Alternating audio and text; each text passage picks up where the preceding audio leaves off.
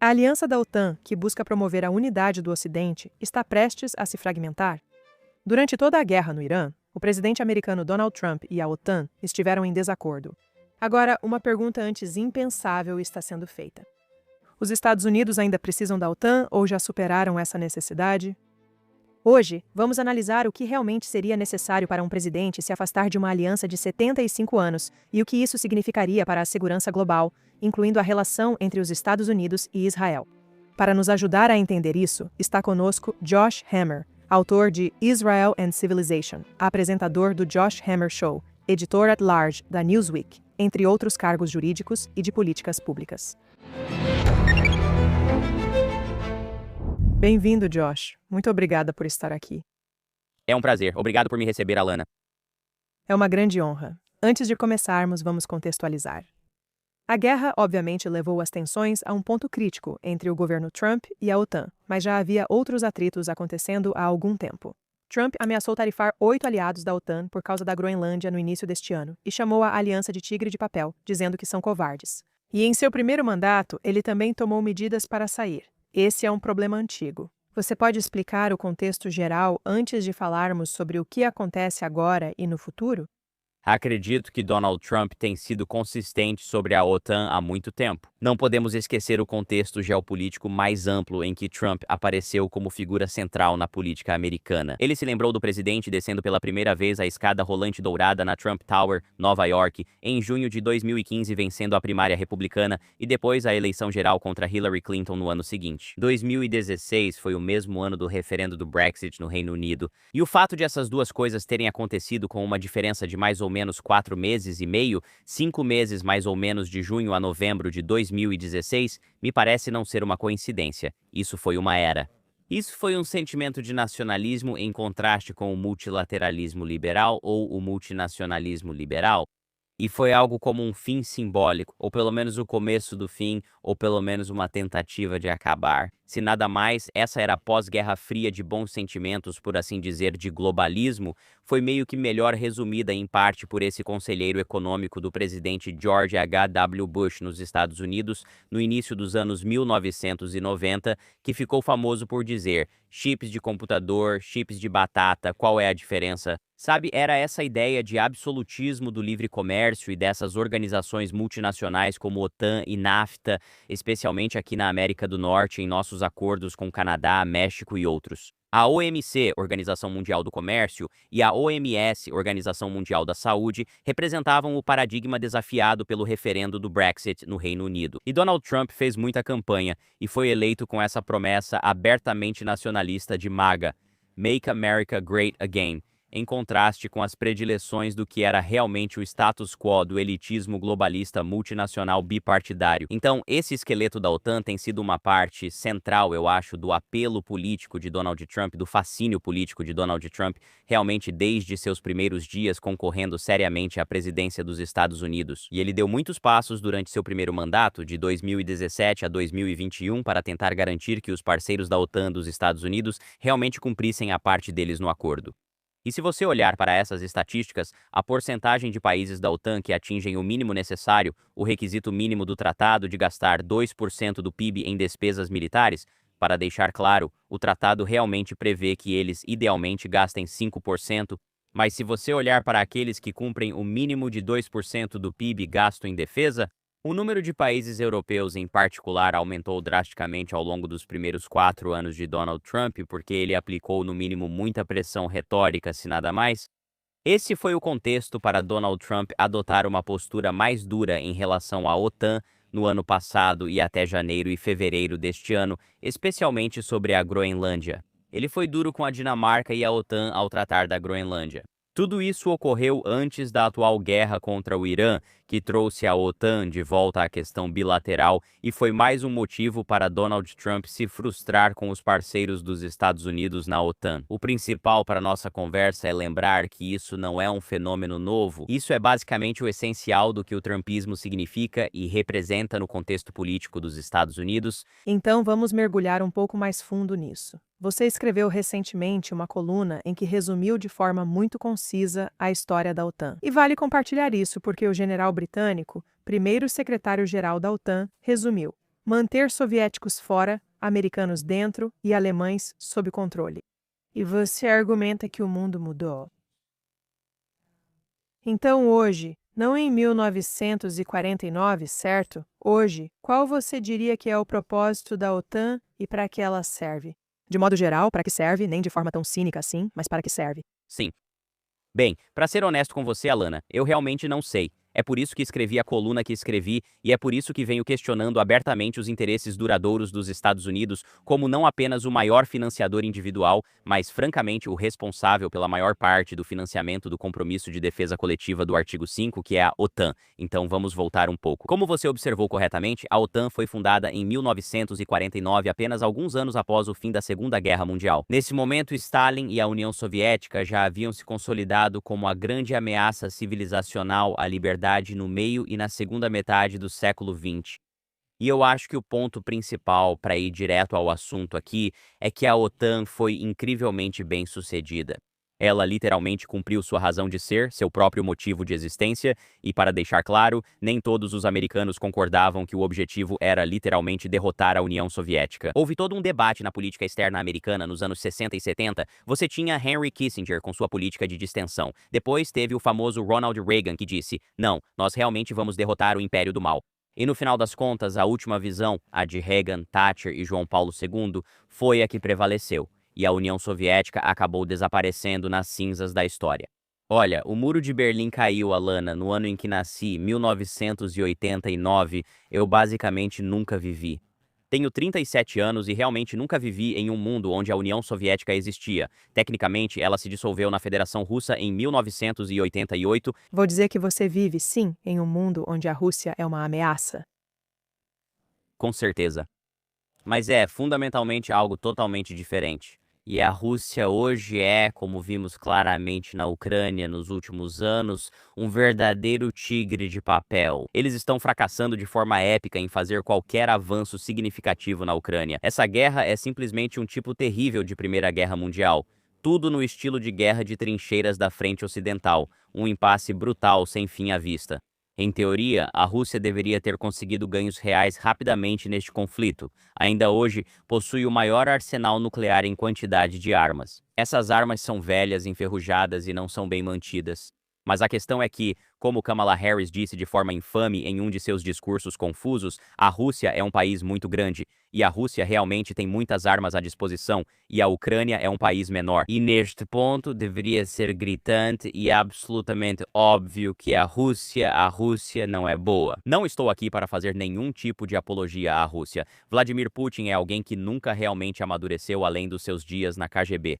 Existe com certeza um elemento na direita americana. Quero deixar isso claro. Definitivamente há um grupo entre meus colegas conservadores americanos que são abertamente russofilos, que realmente adotam uma postura muito mais calorosa e favorável em relação a Moscou, chegando a extremos. Círculo do Tucker Carlson e semelhantes. Eles parecem ser profundamente influenciados por Alexander Dugin, que é comumente chamado de Svengali de Vladimir Putin, uma espécie de cabeça pensante intelectual dele lá. Esse não sou eu. Não estou aqui para fazer nenhuma dessas afirmações. A Rússia é um ator nocivo. Putin é um homem muito, muito ruim. Na verdade, estou dizendo que a Rússia não é nossa principal ameaça agora. Para mim, a grande ameaça dos Estados Unidos é claramente a China. Gosto de me referir à China como a primeira, segunda, terceira, quarta e quinta maior ameaça geopolítica dos Estados Unidos. Eles são uma ameaça em literalmente todos os aspectos em que uma nação pode ser uma ameaça. Se você observar todos os exercícios de jogos de guerra realizados pelo Departamento de Guerra dos Estados Unidos, nossos chefes militares intelectuais, West Point e outros nas últimas 1 ou 2 décadas, se a China agir contra Taiwan, os Estados Unidos só ganham essa guerra se decidirem lutar, e isso ocorre em no máximo metade das vezes, talvez menos, portanto são uma grande ameaça militar. Eles representam ameaças intelectual, geopolítica, econômica e a segurança pela iniciativa Cinturão e Rota, além de enviarem um balão espião pelo nosso continente. Eles nos espionam de praticamente todas as formas imagináveis, desde os institutos Confúcio até o TikTok, de uma maneira ou de outra. Então, a China é uma ameaça. A Rússia, no fim, é só parte da estratégia do Partido Comunista Chinês para fazer do século XXI um século chinês e não americano. Isso nos remete à OTAN. Essa organização é um resquício de uma visão do século XX, onde os russos e os soviéticos realmente eram as ameaças? Isso ainda vale a pena? Em outras palavras, o esforço compensa nesse caso? E, honestamente, não tenho certeza se a resposta realmente é sim, porque eu genuinamente não sei o que a OTAN afirma representar no ano de 2026. É só tipo um clube exclusivo, um encontro de internacionalismo liberal para se sentir bem?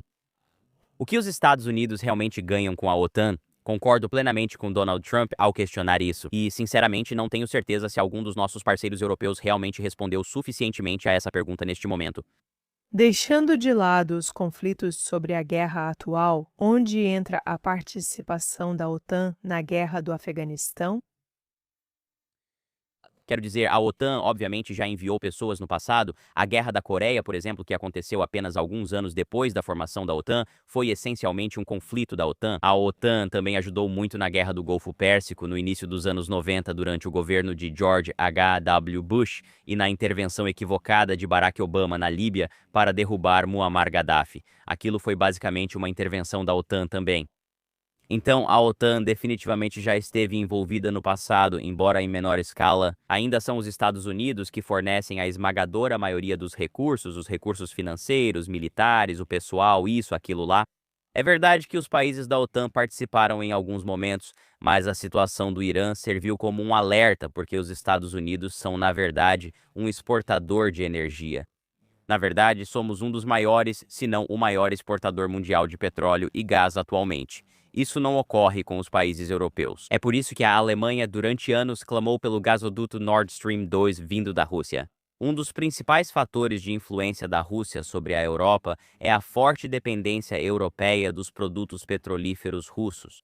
A Europa depende ainda mais do petróleo que passa pelo Estreito de Hormuz do que a América. E não é só isso. A Europa fica diretamente na linha de risco quando se trata do programa de mísseis convencionais do Irã.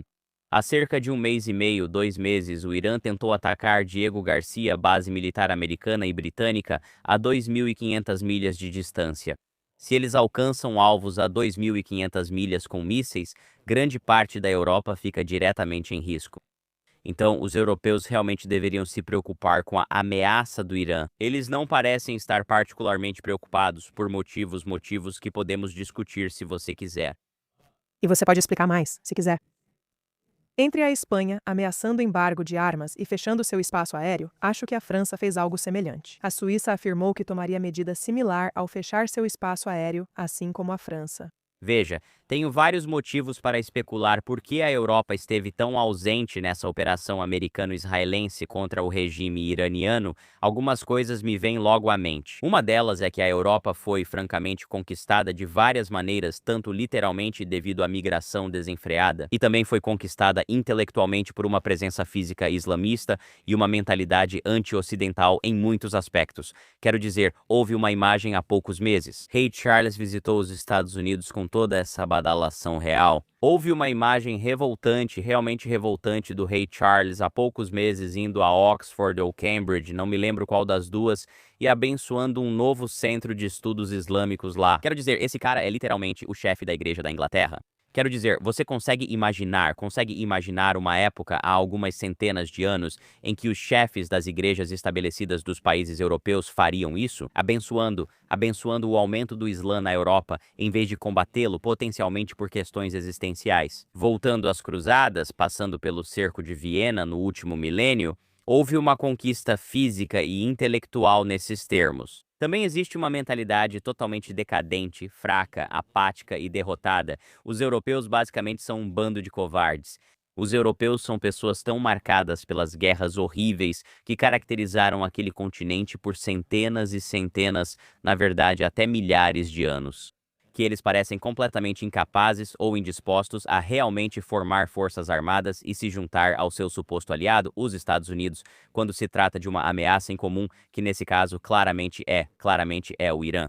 Então, há muitos fatores em jogo aqui, mas eles não estão à altura. Eles claramente não estão à altura disso. Isso é muito revelador para mim, pois compartilho da visão nacionalista de Donald Trump, com a qual ele concorreu em 2016 para a geopolítica do século XXI, onde eu acho que as relações geopolíticas serão melhor definidas por relações binacionais ou trinacionais, em vez desses tipos de engenhocas multilaterais com 20, 30, 40 países, esses empreendimentos ultrapassados como a OTAN, a União Europeia e assim por diante. Francamente, eu acho que os Acordos de Abraão são, na verdade, um tipo de modelo para o que eu tinha em mente ali. É exatamente assim que eu acho que as relações geopolíticas do século XXI vão ser. Mas a OTAN é um dinossauro e uma relíquia. A menos que a OTAN explique o que faz, o que representa e por que os contribuintes dos Estados Unidos devem pagar por isso. Nesse ponto, eu acho que Donald Trump está certo em admitir, condenar retoricamente e, idealmente, talvez até eliminar a sua existência. Fale mais sobre os acordos de Abraão e os relacionamentos bilaterais e trilaterais que você gostaria que os Estados Unidos formassem. Você escreveu que a relação entre Estados Unidos e Israel é um exemplo a ser seguido. Seria ótimo se você pudesse explicar mais sobre isso. E com quais países gostaria de ver esses relacionamentos sendo criados? Na verdade, estive no Capitólio me reunindo com o senador dos Estados Unidos em setembro passado. O Senado pediu a reunião e fomos lá, não vou citar nomes, foi uma reunião reservada. E ele basicamente me perguntou, ele disse, Josh, eu li seu livro, concordo com o seu argumento. Como posso convencer meus colegas que podem ser um pouco mais céticos ouvindo todos esses Tuckers, Candices e toda essa besteira? Essas pessoas não são populares no Senado, mas você entende o que quero dizer. Ele me disse, como posso ir lá e argumentar que Israel é um aliado dos Estados Unidos? E eu disse, senador, aqui está um teste rápido e simples, uma heurística muito rápida para determinar se um país é ou não um aliado dos Estados Unidos da América. E o que eu disse, e o que vou reiterar agora, é que eu disse que um aliado dos Estados Unidos, na verdade um aliado de qualquer país em geral, mas vamos nos ater a esse paradigma atual. Um aliado dos Estados Unidos é um país que, quando age em seu próprio interesse nacional, o interesse nacional dos Estados Unidos é ainda mais fortalecido e sustentado como um fator secundário ou terciário. E eu acho que só por esse critério Israel é o aliado paradigmático. Porque se você observar os inimigos de Israel no Oriente Médio e com quem eles lutam diariamente, Hamas, Hezbollah, OLP, o regime iraniano e os Houthis são, em sua maioria, organizações terroristas estrangeiras reconhecidas pelo Departamento de Estado dos Estados Unidos ou algo muito próximo disso. Israel, ao agir em legítima defesa, literalmente apoia o interesse nacional americano. Existem várias formas de demonstrar isso de maneira empírica. Um dos meus exemplos favoritos, obviamente, o conflito atual é um exemplo claro disso. E é por isso que temos o nosso secretário de guerra, Pete Hegseth, e o nosso chefe do Estado-Maior Conjunto, Dan Kane, que elogiaram muito, mas muito mesmo, os israelenses. Pete Hegseth afirmou várias vezes que a Força Aérea de Israel está entre as 3 maiores do mundo, junto com a Força Aérea dos Estados Unidos e a Marinha dos Estados Unidos, e chamou Israel de multiplicador de força. O conflito atual comprova claramente meu argumento. Para outro exemplo recente, frequentemente menciono 2024. Então, em 2024, quando a guerra após 7 de outubro realmente se expandiu de forma significativa para incluir a Frente Norte em Israel com o Hezbollah no Líbano, culminando, é claro, no maravilhoso e há muito aguardado fim de Hassan Nasrallah. Então, no caminho para pegar Hassan Nasrallah, quando Israel estava meio que fazendo aquela vingança ao estilo Michael Corleone contra as 5 famílias, eles basicamente eliminaram toda a hierarquia e a cúpula organizacional do Hezbollah. E 2 dos indivíduos que Israel eliminou, que eu acho que não foram devidamente reconhecidos pela mídia americana naquela época, 2 desses indivíduos eram homens jihadistas do Hezbollah, ou seja, chamados Fuad Shakor e Ibrahim Aqil. Agora, muitas pessoas que estão profundamente envolvidas no combate ao jihadismo provavelmente conhecem esses nomes. A maioria das pessoas provavelmente não conhece. Fuad Shakor e Ibrahim Aqil foram os mentores do atentado ao quartel dos fuzileiros navais dos Estados Unidos em 1983 que matou 241 fuzileiros realizado pelo Hezbollah. Esse foi Fuad Shakor e Ibrahim Aqil foi o mentor do atentado à bomba na Embaixada dos Estados Unidos em Beirute, Líbano, naquele ano. Esses 2 homens tinham recompensas do Departamento de Estado dos Estados Unidos por suas cabeças durante 41 anos de 5 e 7 milhões de dólares, respectivamente. E nada aconteceu até que Israel os eliminou. Então, novamente, voltando ao meu teste sobre o que é um aliado, se o país está agindo em seu próprio interesse nacional, então o interesse nacional americano é fortalecido como um fator secundário ou terciário. Eu mal poderia pensar em um exemplo mais claro do que esse. Isso evita uma aliança baseada em valores, que é uma forma mais convencional de pensar sobre isso nos últimos anos? Sim, nas últimas décadas. Sim, esse é justamente o ponto, pois quase não há interesse por uma política externa baseada em valores no discurso político americano atualmente. É uma forma um tanto ultrapassada de pensar sobre política externa. Atualmente, provavelmente é mais atribuída à esquerda americana do que à direita americana.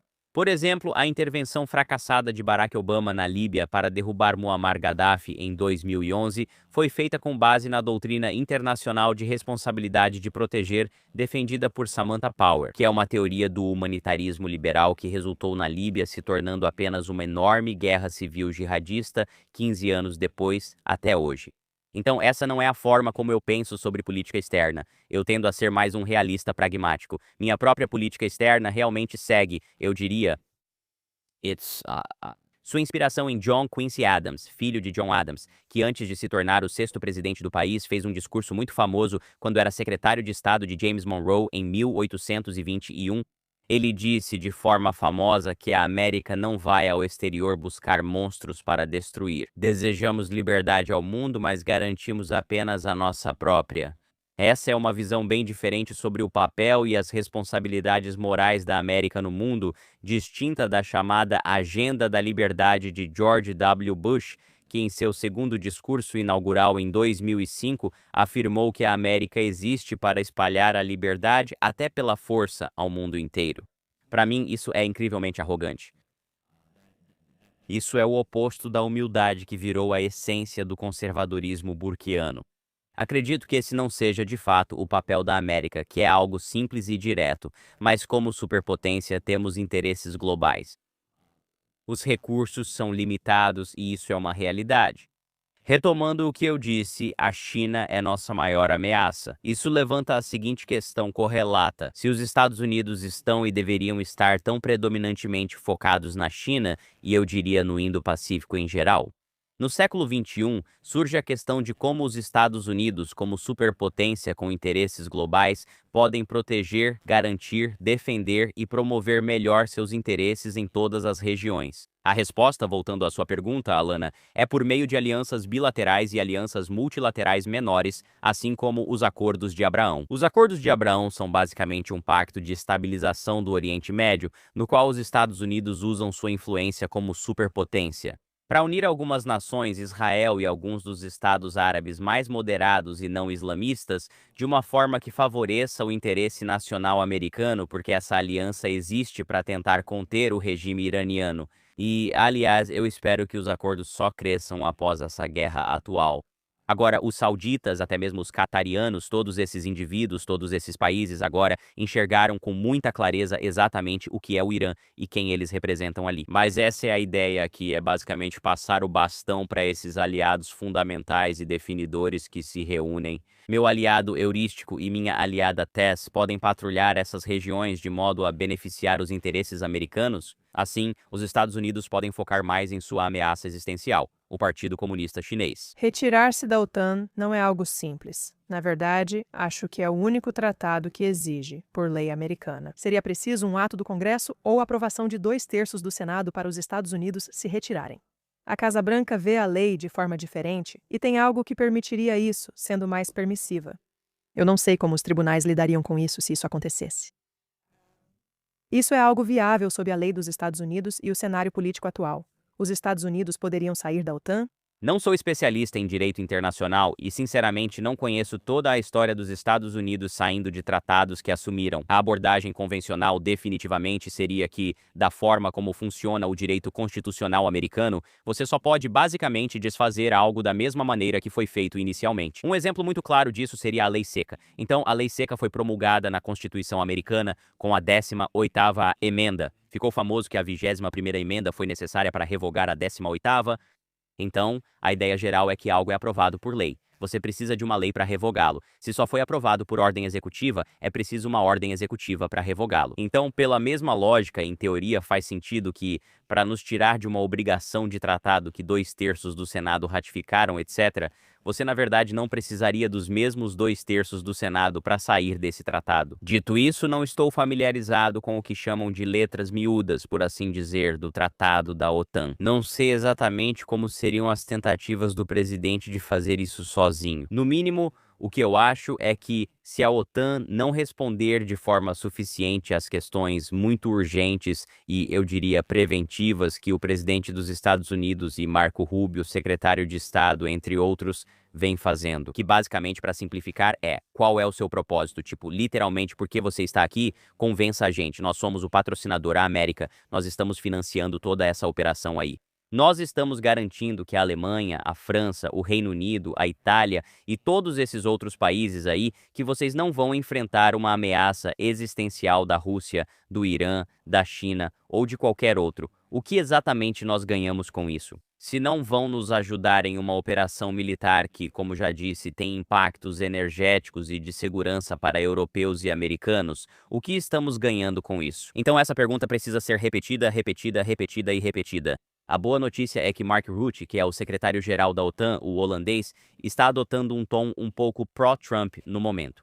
Agora, pessoalmente, eu não acredito nisso. Não acho que seja particularmente genuíno. Acredito que Mark Rutte tenta salvar a OTAN ao agradar o chefe da Casa Branca. Então, eu não estou totalmente convencido de que isso seja francamente recuperável. O que eu sei é que Trump, Rubio, etc. estão fazendo todas as perguntas certas. Mas olha, se realmente chegar ao limite e não houver melhoras significativas ou se piorar ainda mais, se não houver nenhuma tentativa sequer de responder às perguntas ou de aumentar os gastos com defesa como porcentagem do PIB, se esse problema for simplesmente empurrado com a barriga e continuarmos fazendo essa pergunta, ainda tendo essa conversa daqui a 1 ou 2 anos, então sim, eu acho que tentar sair da OTAN é uma ideia astuta. Eu não posso prometer como isso se desenrolaria, nem se seria mantido nos tribunais. Novamente, os 2/3 do Senado dos Estados Unidos me parecem muito mais desejáveis, vou colocar dessa forma. Pode ser que exista ou não algum tipo de solução executiva alternativa. Não tenho plena confiança de que exista, mas é possível.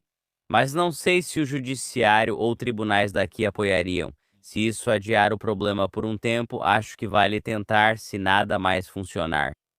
E provavelmente também existem maneiras de fazer isso que não envolvem uma retirada oficial da OTAN. Exatamente. Seria mais como a remoção de tropas ou o corte de financiamento? Exatamente. Sim. Então, se isso acontecesse, certo, o que evitaria meio que os obstáculos políticos, o que evitaria meio que os obstáculos legais, potencialmente. Que mensagem você acha que isso passa aos nossos principais inimigos? Parece que você diz que a China veria isso como os americanos redirecionando suas energias, tornando-se rivais mais perigosos.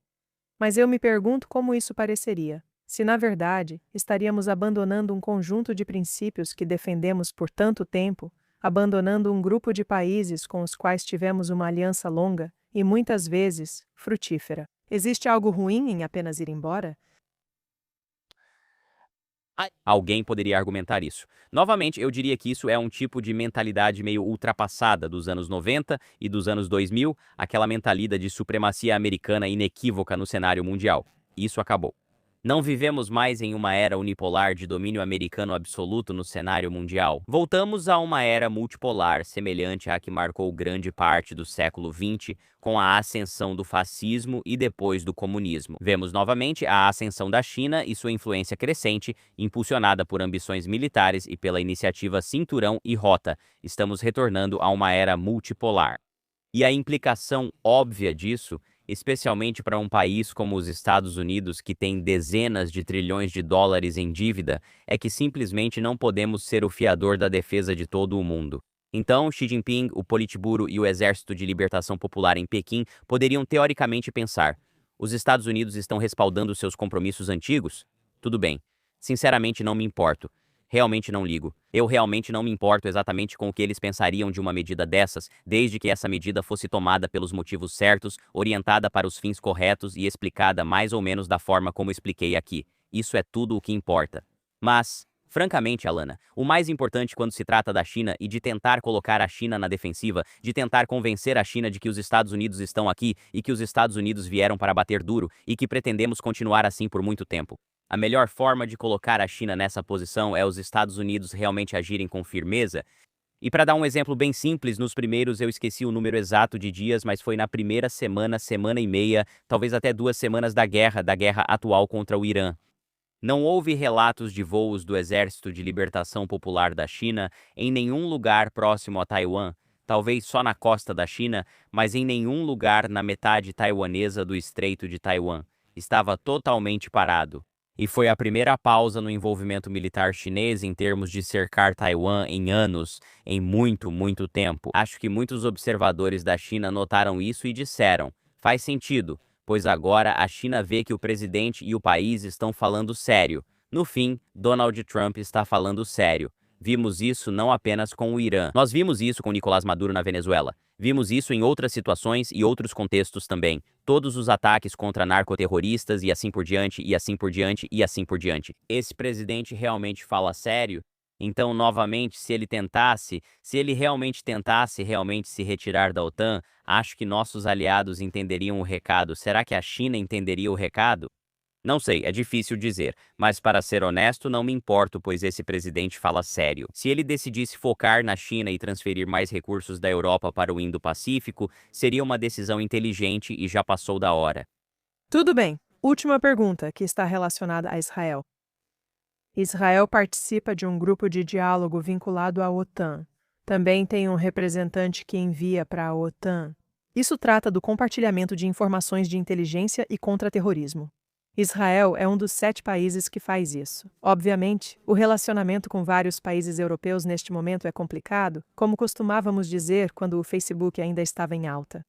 Por um lado, há aqueles que ameaçaram embargos e boicotes. E, de novo, quem não ajudou nesta guerra. E ainda há grandes parceiros comerciais e fornecedores de armas na Europa. Você acha que os Estados Unidos, reduzindo sua influência dentro da OTAN, de alguma forma também teria impacto na relação de Israel com essa organização?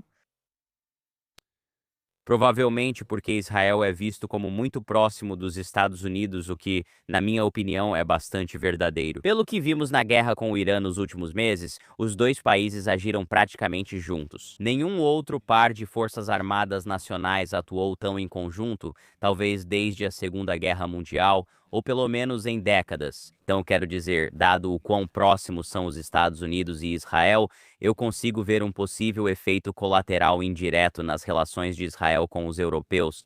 Minha mensagem para amigos israelenses como você, Alana, seria: quem se importa? Sério, quem se importa? Os europeus não são exatamente os maiores fãs e amigos de Israel para começo de conversa. Agora, para deixar claro, há algumas áreas onde isso está mudando um pouco, obviamente. O atual chanceler da Alemanha tem feito declarações corretas enquanto a invasão islamista na Alemanha continua avançando e vemos todo tipo de antissemitismo horrível na Alemanha, mas há alguns sinais positivos. Existem alguns indícios promissores por lá. Mas, sinceramente, me parece que não vale a pena para Israel gastar seu tempo pensando em possíveis relações com a OTAN. Acho que Israel estaria muito melhor focado exatamente nesse tipo de alianças bilaterais e trilaterais que discutimos aqui ao longo do programa. Você citou o diálogo mediterrâneo. Israel participa de todos, incluindo consórcios de gás natural com países como Grécia e Chipre. Esses são os tipos de alianças econômicas, militares e geopolíticas direcionadas. Novamente, os acordos de Abraão no contexto iraniano serão fundamentais para relações exteriores e geopolítica no século XXI. Já a OTAN parece um dinossauro. E, sinceramente, acho que toda essa última conversa seria irrelevante, pois se os Estados Unidos realmente saíssem da OTAN, dificilmente a OTAN continuaria existindo. Eu acho que isso provavelmente seria o fim da OTAN e, portanto, Israel provavelmente não teria nada com que se preocupar, para ser honesto. Coin, pode encerrar o programa. Sei que seu tempo é curto e agradeço muito por ter vindo hoje. Estou ansiosa para conversarmos novamente e vamos discutir algumas dessas coisas fora do ar. Alana, estou ansioso por isso. Obrigado.